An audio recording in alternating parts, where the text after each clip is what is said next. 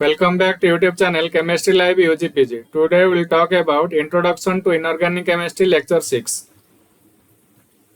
So I have a simple message for you guys. Please think for innovation, be creative, learn everywhere, anytime and help to learn others.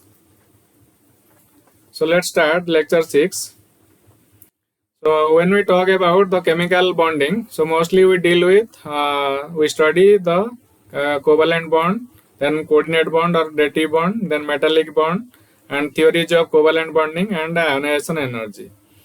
So when we talk about the covalent bond, that is mostly the sharing of electrons from both the atoms, and we have two types of bond, covalent bond, like a non-polar covalent bond and polar covalent bond, and this covalent bond must obey the octet rule.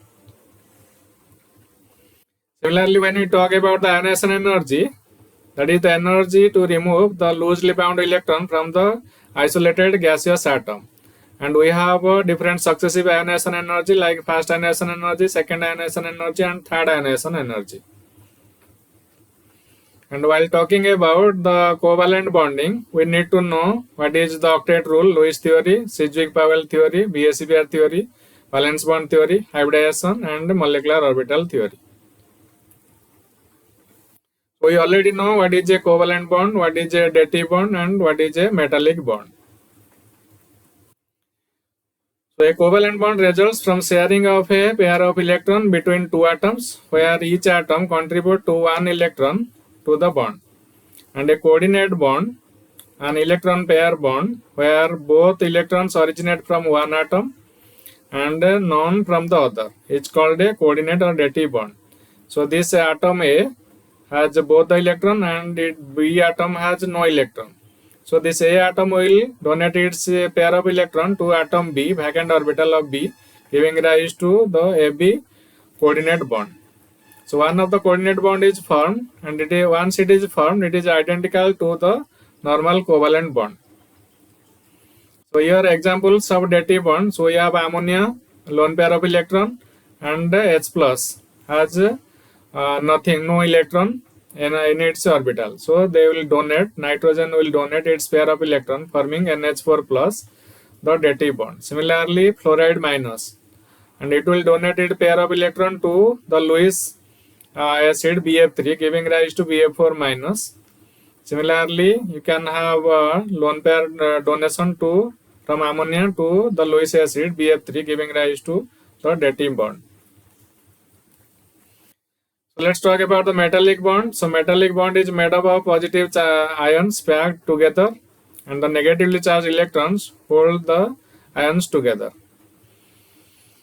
So when we talk about the covalent bond, we have a polar covalent bond and non-polar covalent bond.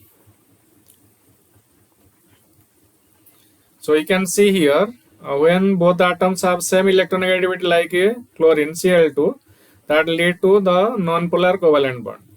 And when the two atoms have a different electronegativity, that lead to the polar covalent bond. So a partial negative charge develop on fluorine, and a partial positive charge delta plus develop on hydrogen, and a small amount of ionic character develops, so that lead to the dipole moment in the molecule.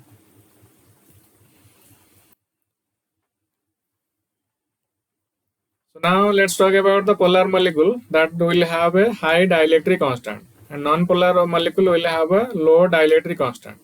So what is dielectric constant? The symbol is epsilon, that is the capacitance of the condenser material in between the plates divided by capacitance of the condenser material in vacuum. So it will tell us whether the material or the molecule will be polar or non-polar. So here you can see these are the two plates, and this is in vacuum, and here the material is packed in between the plates. So it will tell us, so this epsilon value, dielectric constant, will tell us whether the material or molecule is polar or non-polar. And usually polar molecule have high dielectric constant, non-polar molecule have low dielectric constant. And atoms continue to form bonds to have octet of electron, which is called octet rule. But there are some exceptions like beryllium fluoride and BF3. So they do not follow this octet rule. Here you can see example methane. So atoms continue to form bond and achieve the octet of electron. but here BF3 or beryllium fluoride, these are the exceptions. They are called electron deficient molecules. So to explain the covalent bond, different theories have been put forwarded. First is Lewis theory, that is governed by octet rule. Then Sedgwick Powell theory, that is bond pair and lone pair are treated as equivalent. And based upon the electron pairs, the geometry is predicted. So here you can see, if you have a 2 electron pair linear, 3 electron pair triangular planar, 4 electron pair tetrahedral, 5 electron pair trigonal bipyramid, 6 electron pair octahedral. And when we talk about the BSE pair theory, here bond pair and lone pairs are not equivalent. And it is usually seen that lone pair repulsion greater than lone pair bond pair greater than bond pair repulsion. So again, after BSE pair theory, this BSE pair theory we will study in detail. Then we will study the valence bond theory, hybridization, and molecular orbital theory. So to explain the covalent bond, so different theories have been put forwarded. Lewis theory, that is governed by octet rule. Then Sedgwick Powell theory. Then BSE pair theory, valence bond theory, hybridization, and molecular orbital theory. That deals deals with the linear combination of atomic orbitals. And to explain the coordinate bond, we have valence bond theory, crystal field theory, and molecular orbital theory.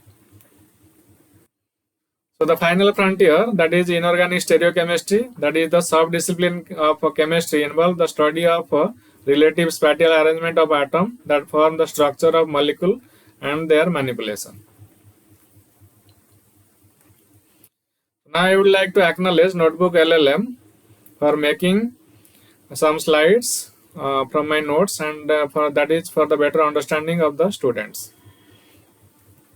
So please subscribe to our channel Chemistry Live UGPG. And this is the channel for class 11th and 12th students, Foundation Chemistry AV. So this is a simple step towards e-learning, making life better. Thank you all for learning.